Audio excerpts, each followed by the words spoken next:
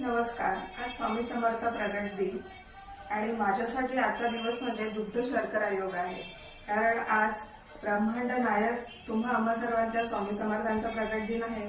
तसंच माझ्या स्वतःच्या स्वामींचाही प्रगट दिन आहे, म्हणजेच माझ्या आहोंचा प्रगट दिन आहे.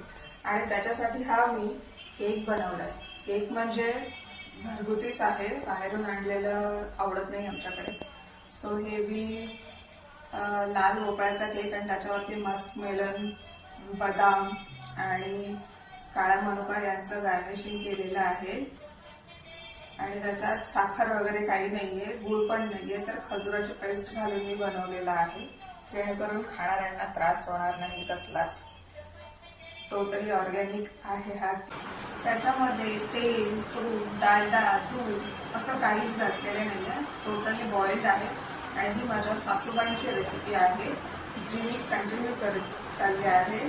तर आज मी सेलिब्रेट करते आहे तुमच्या आमच्या सर्वांच्या श्री स्वामी समर्थांचा प्रकट दिन आणि माझ्या स्वतःच्या स्वामींचा वाढदिवस.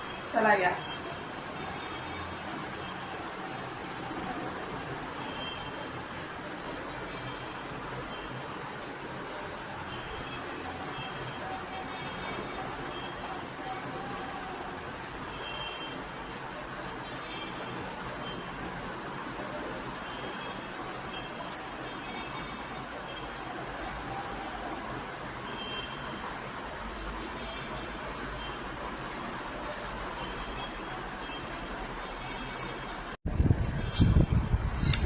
बघाय कसं दिसतंय, जस्ट लाईक अ पेस्ट्री.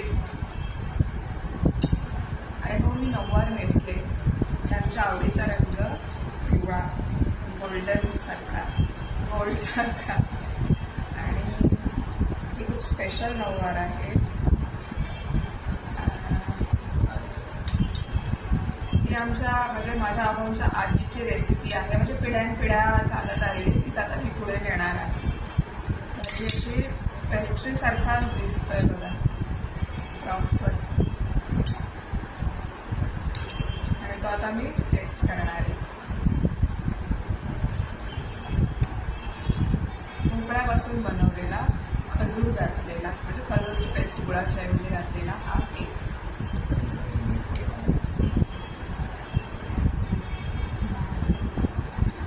त्याच्यात साखर नाहीये, गुळ नाहीये, कुठल्याही प्रकारचा सोडा म्हणजे बेकिंग सोडा, बेकिंग पावडर असं काहीच नाहीये, नाही ईस्ट आहे, मैदा नाहीये, कसलं पीठ नाहीये, काहीच नाही. फक्त रवा बारीक आणि खजूर, खोबरं, भोपळा, लाल भोपळा किसलेला. त्याच्यावरती हे मस्क मेलनचं गुलाबाचं फूल आहे, बदाम आहेत आणि काळी मनुका. टोटली ऑर्गॅनिक असा केक आहे. तुम्ही पण असंच करून खा, कारण आजकाल केकमध्ये काय काय असतं, ते कसे हानिकारक असतात ते आपण नेहमी बघतो. तर हे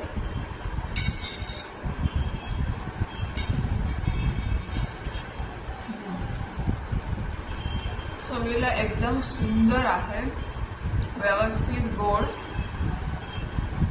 आणि अप्रतिम झाला.